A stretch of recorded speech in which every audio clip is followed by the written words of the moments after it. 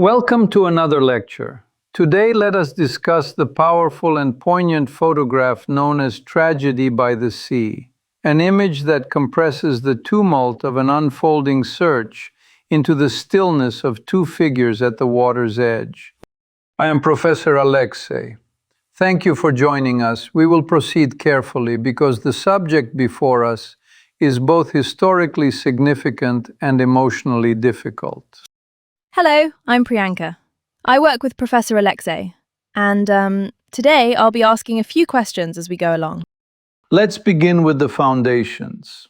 In simple terms, Tragedy by the Sea is a 1954 black and white news photograph taken on Hermosa Beach, California.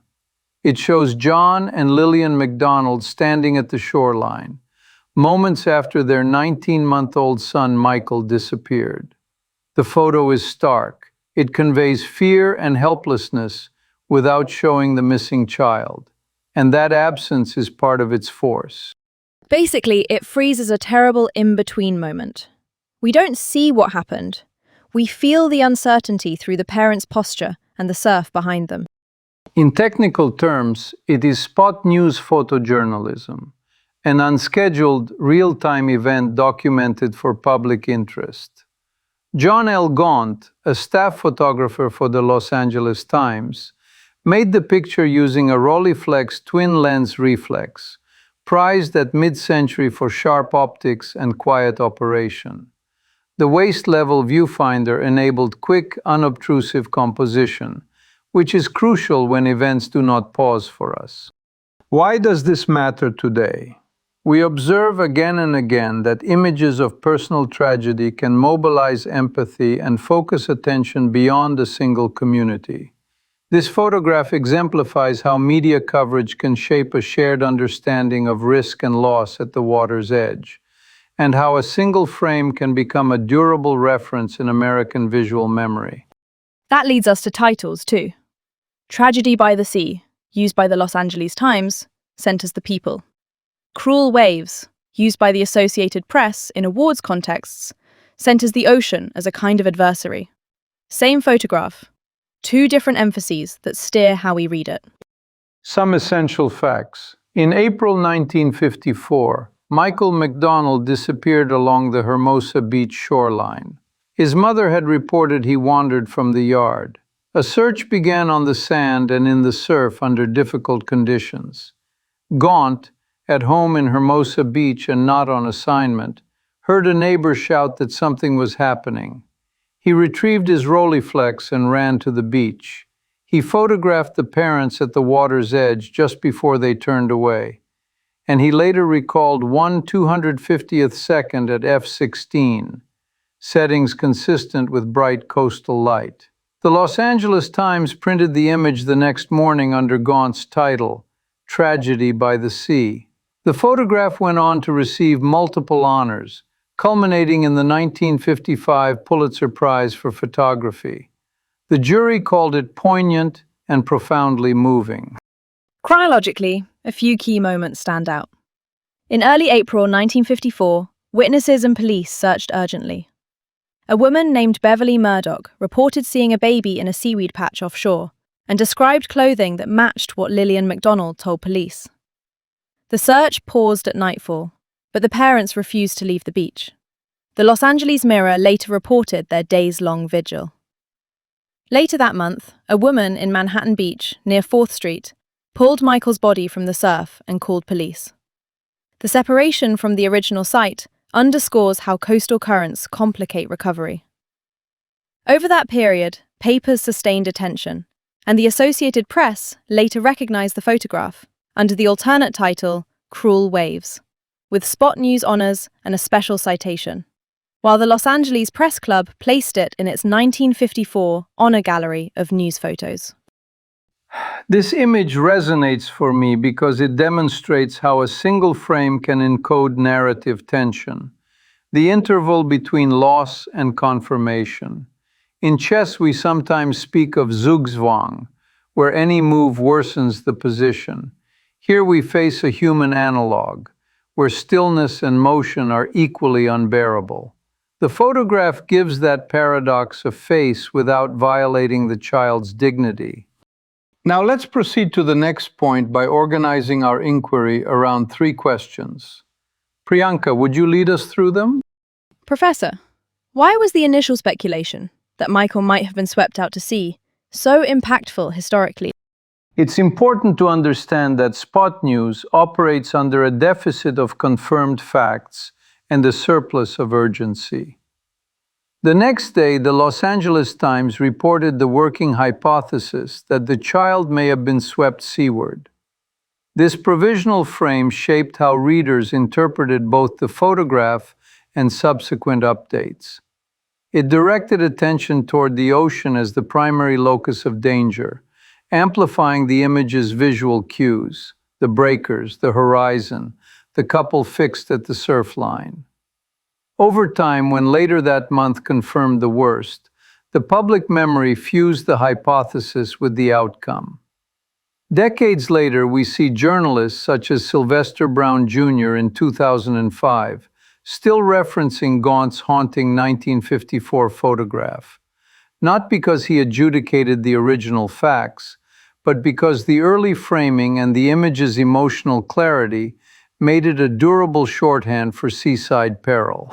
Professor Alexei, could you clarify how that initial speculation influenced later reporting as the days passed? Naturally. Early language about being swept out to sea primed headlines and captions to emphasize surf conditions, tides, and search logistics. This foregrounding reinforced the photograph's atmosphere of danger.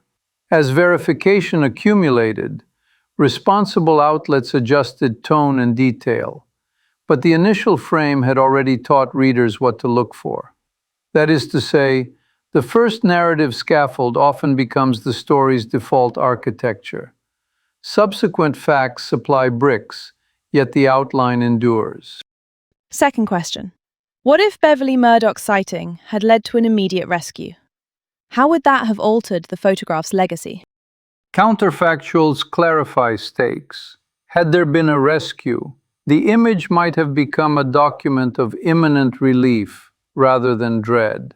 The same composition could have read as the last fearful moment before joy. It would still be strong, yet perhaps less emblematic of open-ended grief. We can infer that its long-term cultural resonance, and possibly the breadth of professional accolades, would have differed, because the photograph's power rests on the universal narrative of uncertainty, the interval between disappearance and confirmation. Does that mean it might not have received the same level of recognition? Indeed, that is plausible. The absence of a rescue is precisely what makes the photograph an enduring symbol of parental vulnerability against nature, while also preserving the child's privacy by not depicting him. Awards across the Los Angeles Press Club, the Associated Press, and the Pulitzer jurors converged on that singular, unresolved moment. Third question. How do we navigate the ethics of publishing images like Tragedy by the Sea today? Editors and photojournalists must balance the public's right to know with obligations to minimize harm. This involves timing, context, titling, and what is left outside the frame. Gaunt's picture is instructive. It documents an urgent public search, yet it excludes the child, focusing instead on posture and place. Titles demonstrate the power and risk of framing. Tragedy by the Sea centers human grief, while Cruel Waves personifies the ocean's hostility. Both are intelligible. Each carries ethical implications about agency and blame. In simpler terms, how we label and caption can either illuminate or inflame. Responsible publication provides verified context, avoids gratuitous sensationalism, and respects the dignity of those depicted, especially in moments of acute distress. Can you give an example where this balance might have been challenged, maybe even in this case? Consider the immediacy. The photograph ran the next morning while the search was ongoing, and the paper also floated an unconfirmed hypothesis about the sea. That speed served the public interest in mobilizing awareness, yet it risked hardening provisional explanations. Ethically, we would ask whether captions clearly signaled uncertainty, whether subsequent stories corrected or confirmed early claims, and whether headlines avoided needlessly anthropomorphizing the hazard. Research into audience reception and media ethics continues. We still study how readers interpret language like swept to sea, and how such phrasing affects memory and empathy in the longer term. To summarize, Tragedy by the Sea is a paradigmatic instance of spot news photojournalism. It captures a raw, unposed moment of parental grief at the shoreline, while withholding the missing child from view, thereby intensifying the viewer's engagement and preserving dignity. We have examined 3 questions. First, how early speculation shaped perception and later reporting. Second, how a counterfactual rescue might have altered the image's emotional tenor and historical stature. Third, how contemporary ethics require careful balance in timing, titling, and context. For further study, I recommend surveying other Pulitzer Prize-recognized photographs to compare narrative strategies and societal impact. Thank you for listening.